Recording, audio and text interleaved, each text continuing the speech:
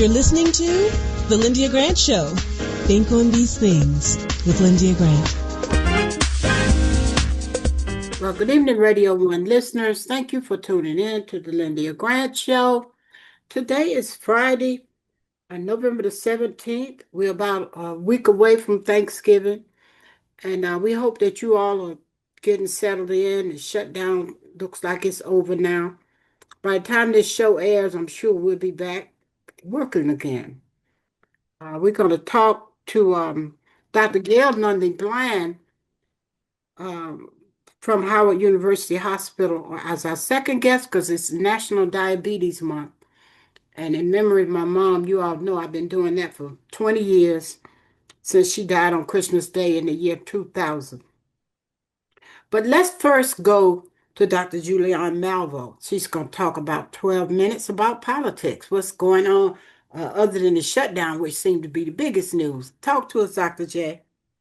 Well, thank you, Lyndia. And yes, the Senate, of course, on Tuesday voted on a continuing resolution to reopen the government. Eight folks, Democrats and independents, including Angus King and some others, basically crossed party lines. They went with the Republicans to reopen. Why did they do that? A lot of people are very frustrated. In fact, Congressman Ro Khanna says it's time for Chuck Schumer just to step down. He's very frustrated. Others are very frustrated as well. But as a couple of people have said, a couple of the Democrats who crossed, what were we going to gain? The Republicans were not going to bend. They had not bent. They still haven't bent. So her thing is, what are we going to gain? We might as well just get people back to work. People really want to get back to work. And so there we have it. The agreement is that there will be a vote on the healthcare issue sometime within the next month. I don't see very many Republicans moving, but some will because the healthcare issue really is quite important. And many people are just really frustrated with this administration and what they're doing about healthcare. But where we are right now, Friday, they may have voted already, but I'm not sure. Members of Congress are having a hard time getting back. Remember that the Department of Transportation has demanded that cuts in the available flights should take place. So first it was 4%, then 6%. Supposedly by today, Friday, it should be a 10% cut in flights. People are tripping. This is called, Mr. That man, the president, he keeps talking about he's such a business person. But business has slowing because people don't know what's going on. I was just with a young lady today who she had a workshop that she was supposed to do in Chicago. She couldn't get there. They canceled her flight. And then it's the uncertainty. It's the back and forth. So they canceled it yesterday. Then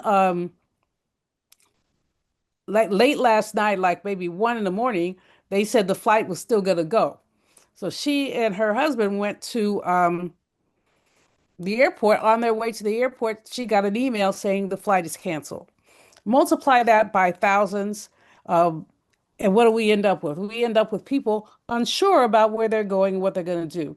What the Department of Transportation has said is that even though people are likely to go back to work, it's not going to be like snap your fingers and everything is working. It's going to take government and airlines some time to basically reboot rather. It's a challenging situation, but literally it's where we are right now. So they're going to continue to be disruptives. You know what we learn is that we're about 3,000 air traffic controllers short. This had nothing to do with the shutdown. This has been an ongoing issue. There are not enough air traffic controllers. And so the president has done two things. One, he wants to give bonuses up to $10,000 to those people who did come, those air traffic controllers who did come to work. All of them didn't. And he wants to fire some of the other ones who didn't come to work. But these were people who are not being paid. There were a combination of 1.5 million workers who are not being paid. Either they were furloughed, or they were mandatory. There were people who were mandatory contributors. They had to come to work whether they want to or not. You have people who quit because they didn't think that that was right. Others didn't quit, but they were hardship. There were air traffic controllers who were doing DoorDash and doing all kind of other things because they basically didn't have enough money. People remember this shutdown went over more than a month, Mhm. 40 days to be exact. And a lot of people who live paycheck to paycheck, which many Americans do, just could not deal with all of this. Meanwhile, of course, we know about the politics. The two hardest hit airports are LaGuardia, New York, and Boston's Logan Airport. Now, what do we know about those cities? Democratic strongholds. So this is not a zero sum game. Some people are getting cut, others are not, but this we'll have to wallow through this. Hopefully, everything will be fixed by Thanksgiving. It's the heaviest trafficked day for Americans, as most flights for the Thanksgiving holiday, usually the Tuesday or Wednesday before Thanksgiving, uh, are the times when a lot of people are flying. A lot of people don't know if they're going to make it home or not. So that's where we are now. What happens next? So the Senate has passed legislation. If the House can do a clean vote, I mean, just up or down what the Senate did, we may have this thing over with by Friday.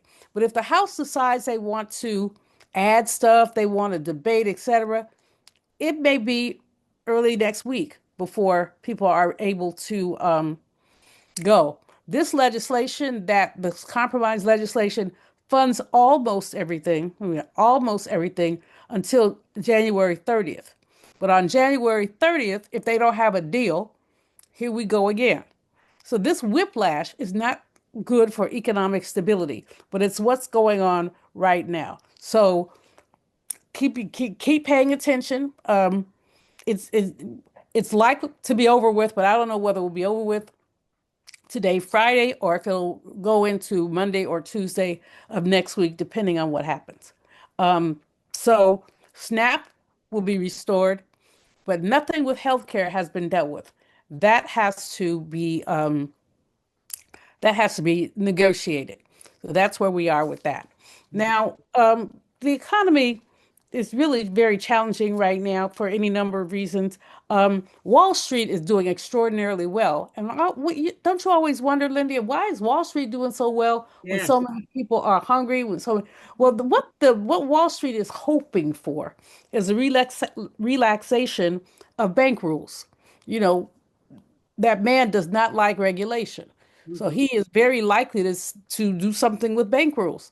And if he loosens bank regulation, it makes it more opportunities for the banks to basically take more money, Mhm. make more money.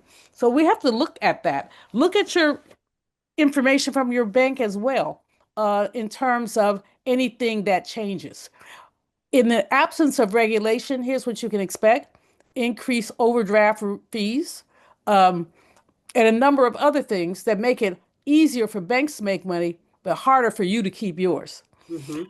Miss Marjorie Taylor Greene and her Big Daddy, uh, the president, are at odds with each other. Now, even a broken clock is right twice a day. I think about that whenever I think about Marjorie Taylor Greene because, basically we don't like her. I mean, she's basically been a racist. She's been very difficult. But she, up here lately, has been bucking President Trump. She's been pushing back on him. He says there's no economic problem. She says inflation is out of control. And she's right. He says everything is okay. She says no, it's not. She's even may even have some movement on the healthcare issue because she has constituents too, and she understands what the deal is. So, but there's trouble in paradise when Donald Trump, who said something about, he made some disparaging remark about her. She lost her way. No, she got her good sense back. Maybe. I'm not sure about that. But anyway, that's been in the news. Also in the news, Lyndia, we know that Texas got their 5 seats. They redistricted. There may be some challenges with them. California won Prop 50. But let's go to Kansas. of all places. Let's go to Kansas, the state of Kansas, where guess what? They want to try to redistrict. A few Republicans said no. The White House got involved. The house that enslaved people built got involved, called a couple of people and said, "You have to let us do this." And a couple of people were like, "I don't think so." So Kansas has 4 congressional seats, 3 Republican, 1 Democratic. The Republicans didn't feel it was fair to redistrict, so they're not gonna. So that's a 1 seat that man is not gonna get. People are really concerned about that. But Kansas, good for Kansas, good for the Kansas Republicans who decided that they were not going to join the trend. Lots of Republicans are kind of not thrilled about this redistricting because it could work both ways. Does it work for them? It could work against them. So they're Kansas basically stood up and said, "We're going to leave it as it is." That's a good thing. Meanwhile, 1 more minute. okay. Meanwhile, if you are traveling for the holidays, I hope you have your passport. Among the many things that slowed up over the shutdown was the passport office. I mean, so if you don't have a passport, I don't think you're going anywhere in December, but check it out and make sure. There's so many things that have been disrupted because of this shutdown. So many people are basically discombobulated. Quickly, last thing, the United Kingdom, UK, has said they're going to stop sharing intelligence with the United States around the Caribbean. Why? Because these boats that the administration keeps bombing, we don't know who these people are. 76 people have been killed, and the UK says they don't agree with what our country is doing, and so they're going to suspend sharing. They could usually tell you what the boat is, what the boat isn't, but they really do believe that this administration has gone too far. Well, they're not the only one who believe it's gone too far. So we'll have to see what happens for the rest of the week, Lyndia. But I know that there are some challenges, and the shutdown was not a win for Democrats. Really, it was a loss. But at the same time, they did stand up to this president, and it's we'll see what happens. All right. Well, thank you, Dr. Julian. We'll talk to you next week. Absolutely. Thank you. Take care. All right, bye. Bye. Go to our commercial break, and we'll be back in a moment. If it wasn't for my care coach at AmeriHealth, I probably wouldn't be so healthy right now. As a man, we don't get checkups or see a doctor regularly anyways. It's probably just a man thing because none of my partners go either. We know we should, but we just don't, and hope it works out. So what changed for you? AmeriHealth assigned me a care coach, somebody that gives one-on-one help, answer questions, explain things, and help set my appointments. She also helped me understand what having high blood pressure really means and ways to manage it so it doesn't kill me. It ain't nothing to play with. If you're a member of AmeriHealth, ask for a care coach. I'm glad I got mine. At AmeriHealth, if you need a care coach, you can have one. Just call us at 1-877-759-6224 to get connected. 1-877-759-6224. This program is funded in part by the government of the District of Columbia Department of Healthcare Finance. Mayor Muriel Bowser. Washington and former religion columnist Lyndia Grant. Rosa Parks refused to give up her seat on a segregated Montgomery bus. In lectures on brotherhood, Ms. Parks often said, "People always say that I didn't give up my seat because I was tired." But that wasn't true. I was not tired physically. I was not old. I was 42. No, the only tired I was tired of giving in. Driven out of Montgomery by harassment and death threats, Detroit, Michigan became her new home. Rosa Parks will always be remembered as the mother of the civil rights movement. Raised in the AME church, she once said, "I remember finding such comfort and peace while reading the Bible." Read more in the religion column of the Washington Informer, an award-winning African-American newspaper. We don't report crime or gossip, just positive news. Pick up the Washington Informer or visit us online at washingtoninformer.com. Call 202-561-4100 for more information. This is Frank Smith with the African American Civil War Museum in Washington, D.C., located at 1925 Vermont Avenue Northwest on the Green Line. Did you know that a recent study found that children who visit museums do better in school and in life than children who do not? So parents, teachers, and preachers, let's get moving. I promise you, if you bring your children to the African American Civil War Museum, they will be inspired by the images that they see. They will be impressed by our living history reenactors who are always available, and they will be involved in our scavenger hunt that takes them throughout our exhibit. That's the African American Civil War Museum, 1925 Vermont Avenue. Our hours are 10 to 6:30 on weekdays, 12 to 4 on Saturdays and Sundays. See it. Be inspired. Thank you for tuning in to the Lyndia Grant Show. And we are back. As you all know, November is National Diabetes Month. And I read recently how diabetes is out of control all over the world. It's not just here in the United States. So I want to honor the memory of my mom during this month. And every week I'm having a guest talking about diabetes. I gave Councilman Frank Smith last week because it was Veterans Day, but this week we have got Dr. Gail Nunlee-BLAND from Howard University's Hospital's Endocrinology. She's the chair. And then next Friday, we're going to have Dr. Sharita Hill Golden from Johns Hopkins. So I am excited about both of these doctors coming on. Dr. Gail Nunlee-BLAND is a doctor at several hospitals. I'm going to keep it short because I want her to use most of her time to talk to us about where we're trying to go. Dr. Gail Nunlee-BLAND, talk to us today about where you see us in the United States of America, and in particular the DMV, with this type 2 diabetes. What do you got to tell us? Well, as you stated earlier, type 2 diabetes is on the rise throughout the world, and particularly in the Washington, D.C. metropolitan area.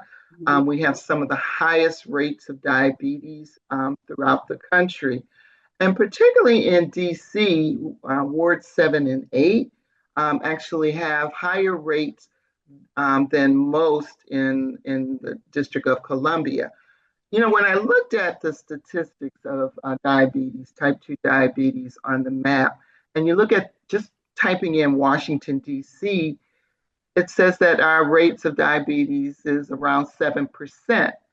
But when I drill down into the wards 7 and 8, those rates were 14, 15%. So they're twofold higher than the overall rate. And so it gives a misleading picture of Washington, D.C. as not having high rates of diabetes. But in those certain wards, the prevalence of diabetes is extremely high. Why is that? Well, diet, exercise, weight gain, poor access to quality foods are all contributing factors to what we're seeing in terms of the increased rates of diabetes. And let me just add, Dr. Bland, because it happened to me and my family, lack of knowledge, which was why I was so excited before COVID when we used to do those wellness circles for AmeriHealth, teaching more low-income neighbor citizens of the District of Columbia what it is that you just said. Most people don't know. They think type 2 diabetes is like cancer. They think it's a death wish and that it's nothing you can do about it. So they keep eating the same way. They don't go out and exercise. They don't know that can make a difference. What people don't know can kill them. And so the key to me is education about this disease in all over the country. More people need to know what it is they can do about it. And I mean, they need to know it's real and not just some words we're saying. That is absolutely correct. Eating a healthy diet. I always tell my patients, your plate, half of your plate should be vegetables, and divide the other half in half, where a quarter of it will be your starch and the other quarter will be your meat. And we tend to eat foods that are highly starched, like rice, potatoes, pasta.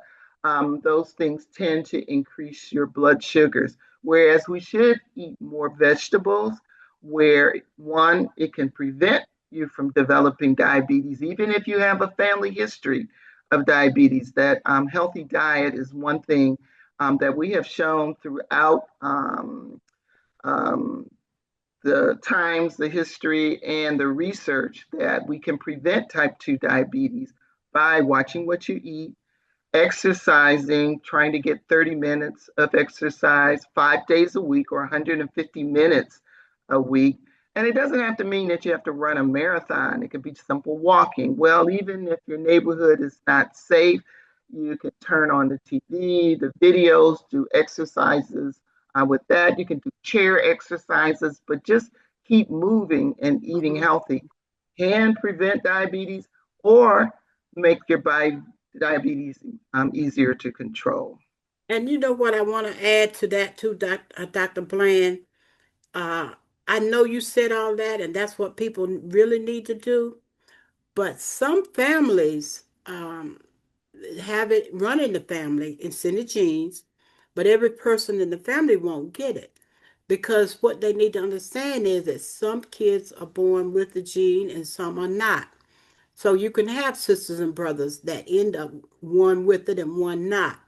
And then you wonder, well, why me? Because none of us are going to get the exact same genes from our pool. We're going to get them from our mother. We're going to get them from our father.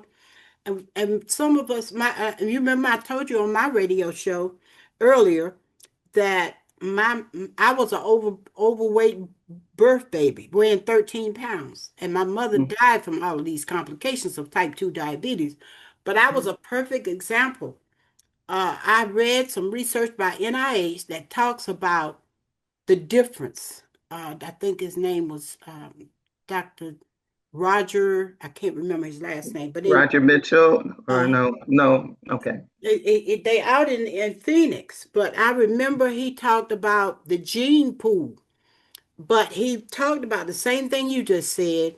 We need to understand about the gene pool, and even if you don't get it, you need to keep check on it because I got it late. I didn't get it early. I got it late, and I think my mother did too. So I just wanted to bring that part of the study in that I had read about. That's going to be in my column this week coming up, and talk about it too about the genes. Yes, you bring up a valid point that genes do play a role.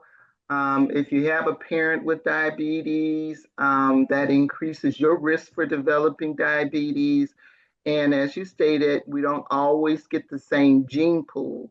But even if you do not get the same gene pool, it's still a good idea to have a healthy diet and increase in physical activity because there are other things that can develop. You may be more prone to heart disease, or you may be more prone to getting a stroke or whatever.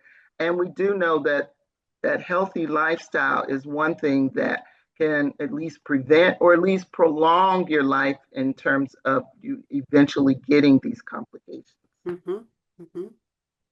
Well, once people know or they have checked and you don't have it, or if you do have it, that's when people need to understand that they can do a lifestyle change. That is really important.